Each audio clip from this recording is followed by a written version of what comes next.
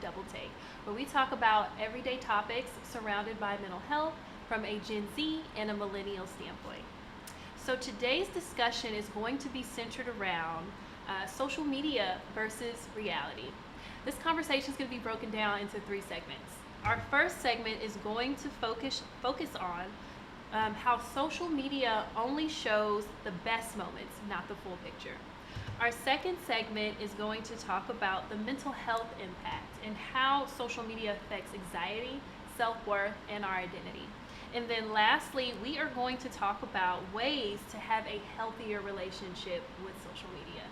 Now, before we get into it, I really got excited with this topic, and I decided to look up some statistics because I really wanted to be able to further understand how deep this goes. Right. So I was able to find a study that was written by Eugene Park, who is with the Pew Research Center, and they surveyed over 5,000 adults in this survey, and they were able to conclude, and they found that 77% of people say that social media affects how they compare themselves to others. That's horrible. Yeah. Because it's so common. Yeah. It's something you use every day. Yeah. I think that with social media, people tend to always post like the wins or the vacations or I just got a new car or I'm getting married. It's always the ups. Yeah. It's never the downs. Agreed. I feel like they don't focus on the realities. And I find that when I see people on social media who are very vulnerable, I tend to connect with them more versus seeing like this highlight reel. You connect with them on a more real level. Yeah. The more reality part of it. Yeah. Yeah. I also feel like social media can create unrealistic expectations. Me being a business owner, I found early on I followed women who were beautiful, of course, but also they had their own businesses, they were traveling, they were married young, had families young, and I said to myself, I want that, but also I am 25, 26, and I don't have that. Am I behind? So it kind of creates this expectation of I'm supposed to be here by this time, Right. when in reality, everybody has different timelines. Do you feel like in any way you kind of open the app and see things like that and feel that way too? I feel that way a lot of the time. Even not even just influencers, like bigger influencers. It even gets down to like my friends, like who like, what are they posting? What are they up to? Where are they at in their lives? And I feel like right now, too, where I'm in a transitional moment in my life, comparing myself to like all the other students that I went to high school with and stuff like that. Like, okay, where are you? Are you out of your house? Do you have how much is your job? Like, where should I be? Yeah. Because I feel like we're always trying to be 5 steps ahead, but then you find yourself comparing yourself to people that could be totally one line online. Too, there's a filter on it, it's not all the way how you think it is, there's always something that's not right.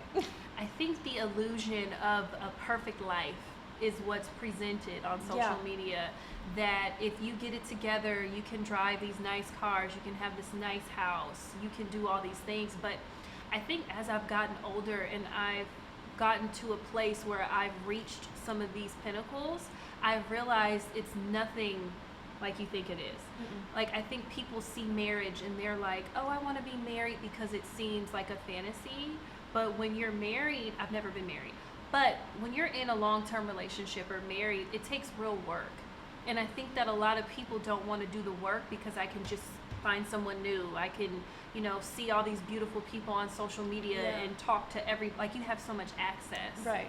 I think it takes away the kind of true essence of what it takes to really be in love and be in a relationship. I totally agree with you on that. Yeah. Do you feel like your social media in any way reflects your real life?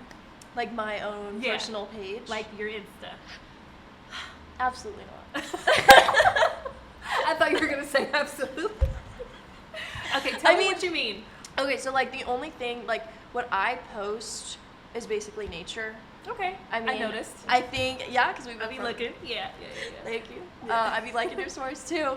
And I mostly post, I try not to post like dark sad, like negative stuff. I try to just be so positive, so I think that's where I'm like, I'm not this positive, like all upbeat all the time. Like I'm not always energetic. Like there's days where I'm pretty tired. I'm on the edge. And I'm not posting that, so I think that's where it's like I don't show the reality. Yeah. But I do try to post like positive things. Of course. And I feel like that will also go into another segment, and the next segment, I think. Yeah. And we can go deeper into that. Yeah. But for you are an influencer yourself, so what is your view on what you're posting, how you're posting, like what does that look like for you? I think that, so I'm in the beauty industry, so when I first got into social media, Instagram just hit, I was on MySpace. I've never been a Facebook girly. I'm not into it. But I think that I wanted to be this well put together, beautiful girl who was good at makeup, right? And I wanted to be just pretty all the time. Yeah. And I think that I found myself creating and setting up for the camera. Yeah. And I didn't want to do that anymore. I felt like my content became so performative, and it would burn me out because I have to do my makeup, I have to do my hair, I have to get a new outfit because I've worn that already. Yeah. Like it's this checklist, and it wasn't fun for me anymore. It sucks the life out of the actual draining. Yeah. Yeah. So what I did recently was I decided with my socials, I am going to just post me, my real life. I'm going to be more open and vulnerable because I find that when you are vulnerable, you really realize that some people needed that. Like sometimes I'll post things that may be a little risque, but I'll get DMs and people will be like, wow, thank you for sharing that. Or I felt like I was the only one with that. And I found so much joy in seeing my clients and speaking to my clients. So doing it on social media has been nice too. Yeah. So what I do is, if I'm gonna go for a run, I'm just putting my phone up, documenting my run. Yeah. I'm not like, oh, let me get dressed up in the best Nikes. I'm not doing all that. You're not doing it for I'm wearing these burnt out, ran down shoes that are like falling off the bone, and I'm just out here running, hair all over my head, no makeup. Yeah. I'm just doing what I like. You're living for you. Yeah. You're not living for anybody else. And I feel like my content is so much better because I'm not performing. Yeah. Yeah. It's more, what's the word? Organic. Mm-hmm. More yourself. Yes. Authentic. Love that word. Yes. That's actually much, much better. Yes. So I know earlier when we were kind of prepping, you were kind of talking about how, like, when you were kind of looking at social media and stuff, like, it's kind of like this thing, like, are they better than me, or like their hair's done better, or they're kind of put together, but like I hate that feeling too. Yeah. And I don't want to feel like that. I want to kind of create my own lane. Yeah, I agree with you. Yeah. So today we're in like a crew neck sweater. It's giving casual, and I'm okay. It's giving. Are you comfortable? You actually look really cute today. Thank you. You're welcome. I tried. Okay. I have some notes here also. Let's see.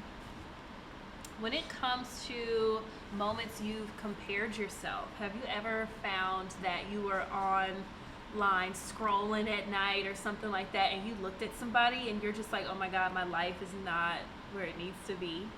I've definitely compared, and I feel like I've always like tried to like strive for like the dream life, and always being put together. We're still working on it. I think I've done a little bit better about not having the highest expectations for myself. Mm-hmm. Like as long as I'm feeling good and I am at least making a positive in the day and just like making additions to my life that are gonna help me, then that's all I care about. Cup is full. Mm-hmm. Filling that cup up.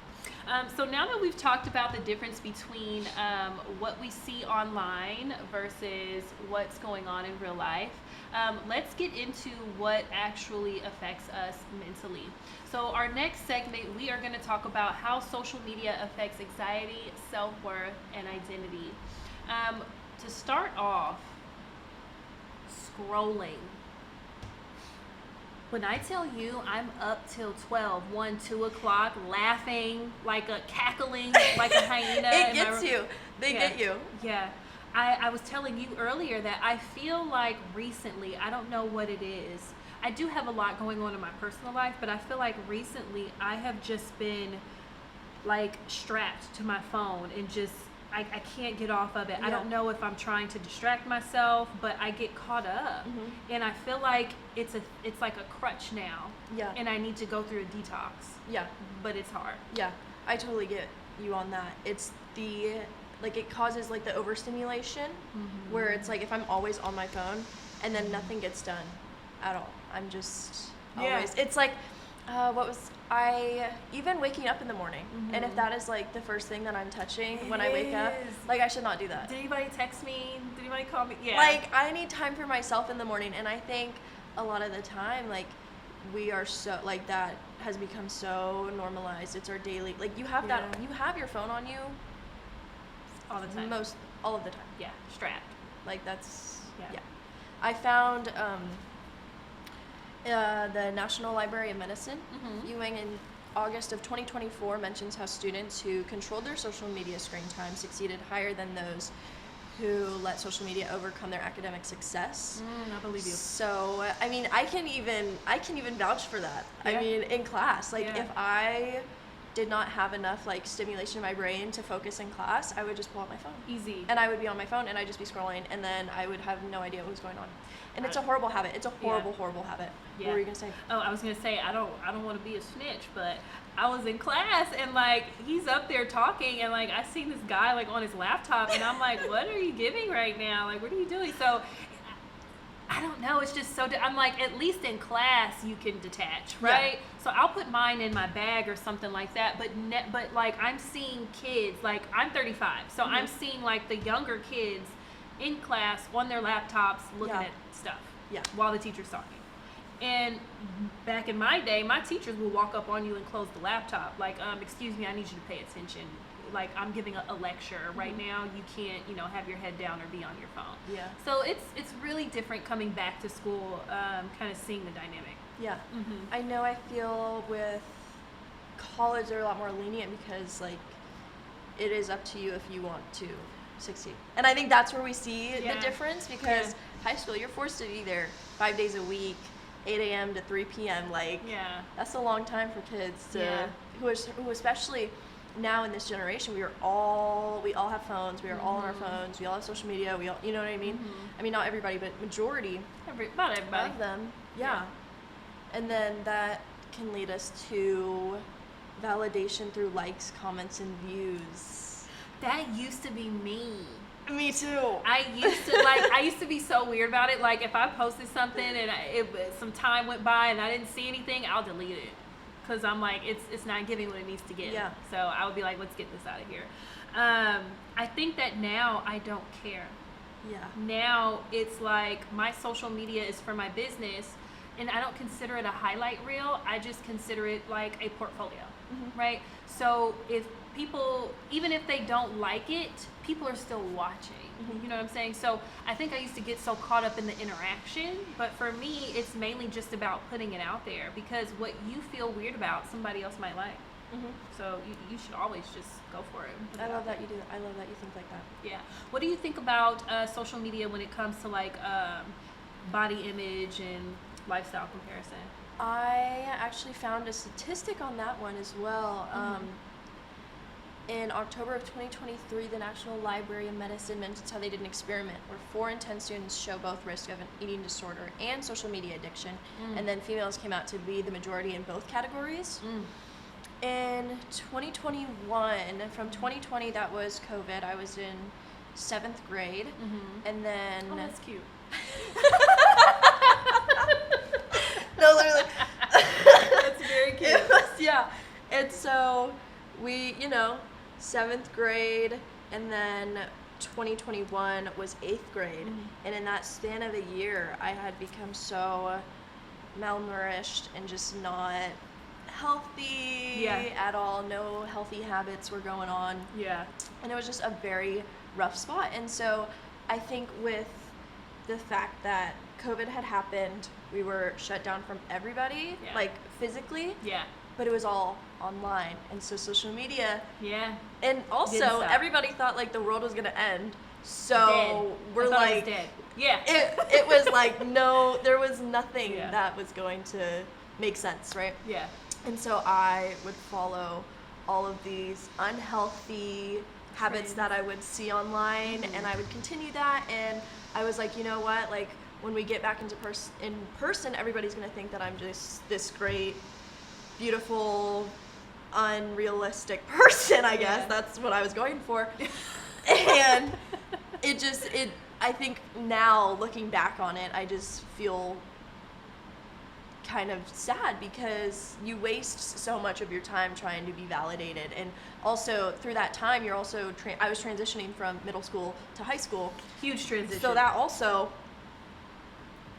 was also a big drop. So yeah, I think, and I had gone to a facility, and I was also forced to not have my phone as well, and just to be with the other girls in the room and just connect with them on a real level. Yeah. And that was very nice because, we all didn't want to be there. We all wanted to go home, but we were all each other's supports. So I think it was kind of, in a sense of, yes, I'm comparing myself to everybody, but at the same time, these girls are struggling so much, and they don't even think that they're beautiful, but I saw so much in them, and they saw so much in me. And it was just, that was a good moment to not be on your phone, but also learn something that I think you wouldn't have got if you wouldn't have been in that situation. Exactly. Yeah.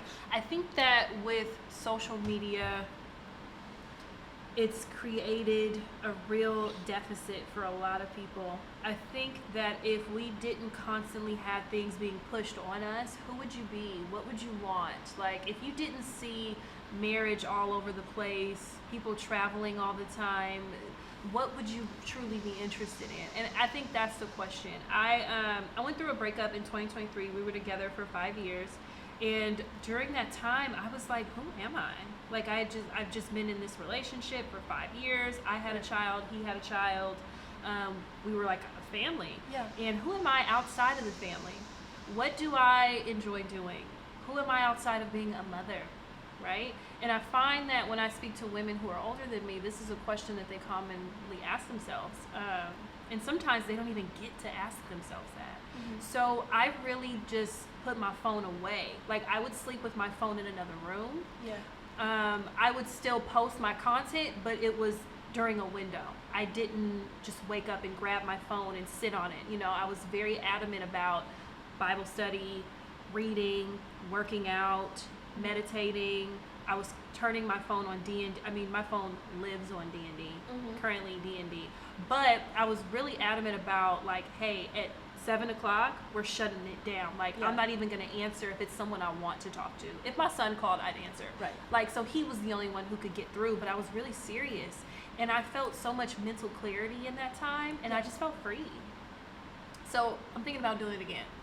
I think I need a little social media detox. Maybe we can, like, be accountability partners. Yeah. And then we'll just text each other, hey, how we doing today? How we feeling? No, I'm going to check your screen time.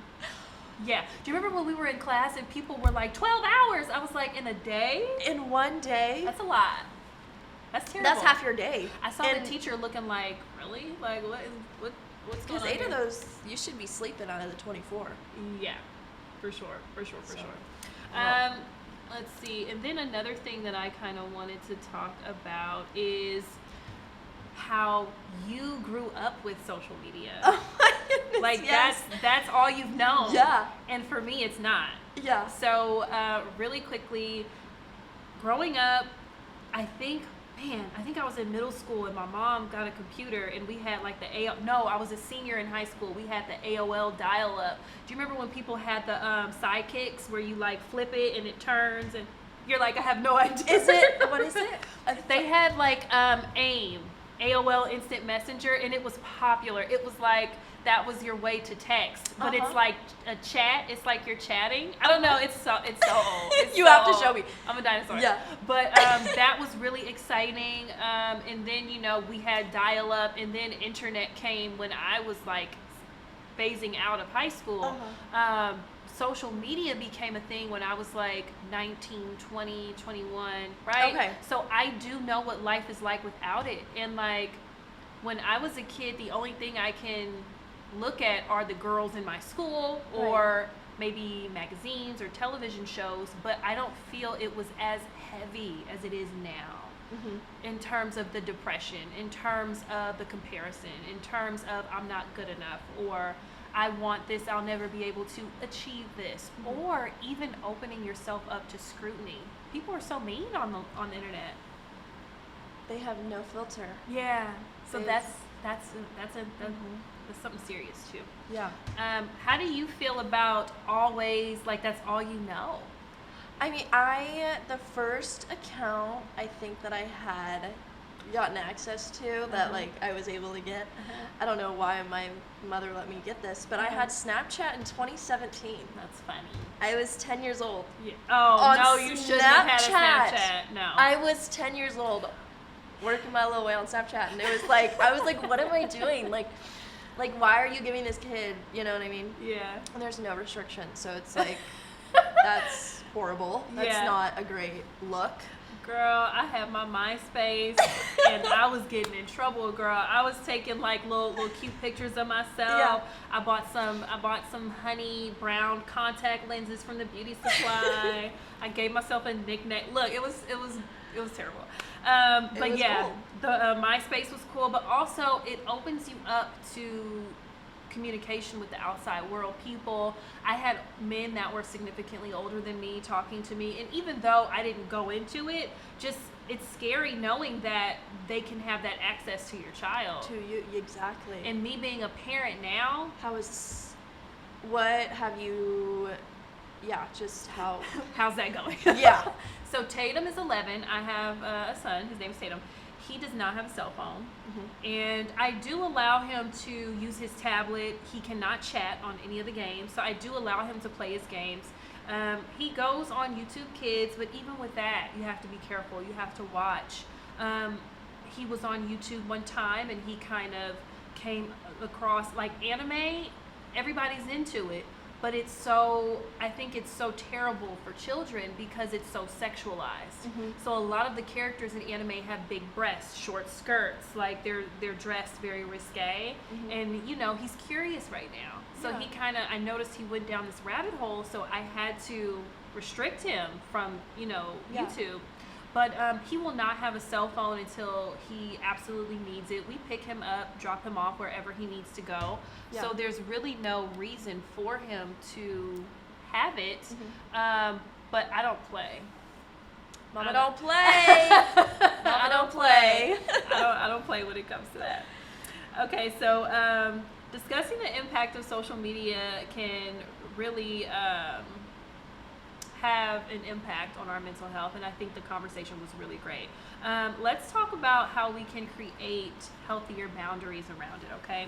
So with this third segment, we are going to talk about setting boundaries, okay? So how can we create healthier relationships with social media? I know in segment 2, I kind of discussed that a little bit in terms of things that I've done here and there to have a healthier relationship. Are there things that maybe you can think of, maybe things that you've done that has maybe been small adjustments that you've made to kind of get back to you? Yes, I try, like, just anything in general. Anything. With social media, detox related. We want to know. I try to not, I post, I think for me, when I post the positive is just to try to like bring a light, you know? Yeah. And I feel like they're cool photos. So I'm not like always so like in tune with like, okay, who's liking it, who's viewing, you know what I mean? Yeah. I'm more so whoever enjoys it will enjoy the art that I find in my life. So that I think like on that end, I feel like I'm pretty okay with. Yeah. But the doom scrolling and all of that and the constant just, it's all hard. Of that. It is hard. I found myself, I think, enjoying like the background noise and like finding something to do. But I have recently just started playing music and putting my phone down. So it's like, because I think that's what I enjoy. Like if I'm on TikTok for so long, it's just because like I like to hear the music. Yeah. But if I just make a playlist and I play it and it's new songs, I'm not worried about it. And then I get it done. I think one thing that I've done that helped tremendously, I did an audit. I went on my social media and I looked at who I was following, and if I wasn't familiar with the icon, I would click on it and I'm like, why am I following this? Or if there were people that made me feel negatively about myself. Yes. If there were people that I felt like I was heavily comparing myself to, and this is no shade to anybody. There's no jealousy. It's beef. It's just sometimes someone can be just being them and having a great time, living a great life, and sometimes it can impact you, and it doesn't mean that you're jealous, but it just makes you kind of think about, hey, I got to get it together, I got to get on my stuff, right?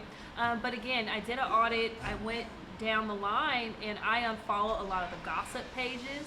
I unfollowed a lot of pages that have a lot of fighting and bickering. The Karen page, love the Karen page, it's so good, but it'll keep you going all night. So I was like, I had to delete that. So now the things that I follow are more faith-based. I follow a lot of people who exercise, who run, but I don't follow a lot of these girlies who are just overly sexy, and I follow the girlies that are really working out, not just wanting to look cute, because that irritates me. The aesthetic versus the actual end goal. Yeah. There's a difference. I love that. And I follow inspiration pages, like pages that will give you motivation. Follow who you want to grow. Yeah. So I really just did an audit and got rid of all the ick and just kept all the things that are nurturing to me and help fill my cup. I agree with that. Yeah. I also found Pinterest. I think I enjoy Pinterest a lot more too. Like if I'm trying to find inspiration or anything. Yeah. I just kind of find it more not as like social media based, like the big like aspect of it. Yeah. So it's kind of just, that's also been a little bit easier for me to just like, if I need to find something, so that I'm not constantly comparing about everything. It's kind of just little. Pinterest is really good for mood boards and stuff. Like when you're trying to just kind of get an aesthetic, like an overall aesthetic of something, Pinterest is great. Really, really love it. Also, I try to use social media as more of a tool. Yeah, I agree with that. Yeah. Versus like, oh, I'm on here because I want to post this thirst trap, and like, who's gonna like it? Is this guy I've been following gonna like it? Like, I don't look at it like that. I look at it like, hey, I'm trying to get more clients, so let me post this photo of a client that I did, or let me post a video of makeup that I recently did, or let me vlog about what my experience was like at this race that I just did. And you find that when you put out who you are and what you genuinely love, you attract that. So now a lot of my new people that are coming in or following me, we have common interests, so I want to see their content. Yeah. I'm like excited to see what they have going on, versus I'm just kind of sitting there looking for just hot messes all night. Right. So that's been a thing. What are some things that you do to protect your peace on social media? Keeping. I'll block people. I'll block you. I agree with that. I feel like I will either unfollow, block. Yeah. Mute. Mute. That's a good one. I like that button. Yeah. Muting, though, is what you do when you don't want anybody to know that you're blocking them, but I don't care. Yeah. So I'll be like, I like that button. Yeah. Yeah. Because I think it's very hard sometimes for me, because I don't want to seem like. Yeah. So the mute button. Yeah. No, I was good for a mute button too. Now I just unfollow. Cause it's like I don't want to see you. I don't even want I don't need none of that. Yeah. None of that. I don't need any of that on my phone. So, what does a healthy relationship with social media look like to you? Like, how would you feel overall when you use it? Like, what would it give, Okay. I want to keep, like we said, keeping in contact with real people. Yeah. Real people. Real ones that I know.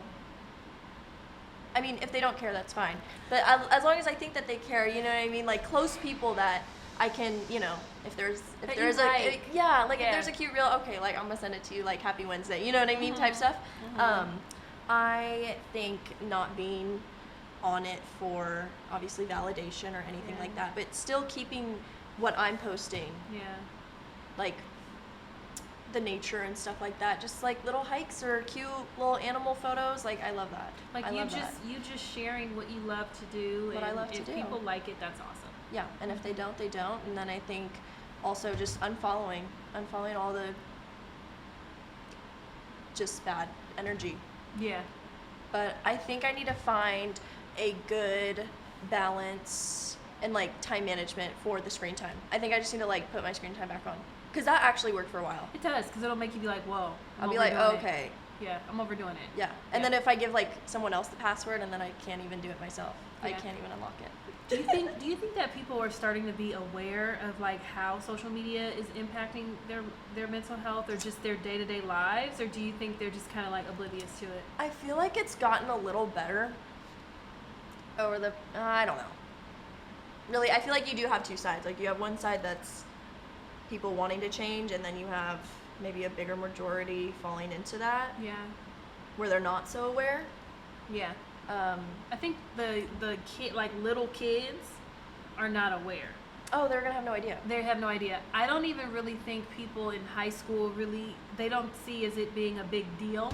But I think that when you get a little older, like maybe college, you're more aware and it's talked about more. Mm-hmm. So there's studies, like doing projects like this help us to even understand. Like some of these statistics I was shocked by. Yeah. You know what I mean? So I do think that helps to create awareness.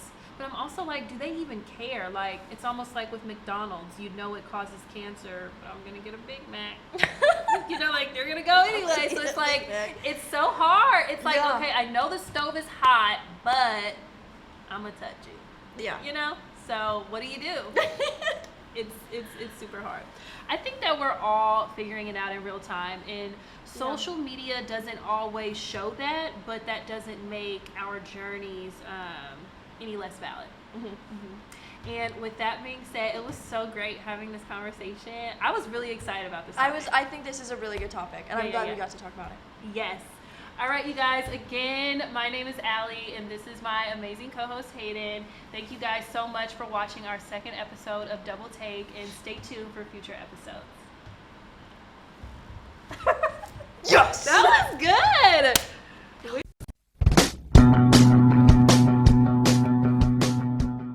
If you are interested in a career in sports broadcasting, whether you're commentating a live game or hosting your own TV show, for more information, contact Greg Poff. That's me at Solano.edu. We hope to see you here next semester. And remember, it's more than just sports, it's an education.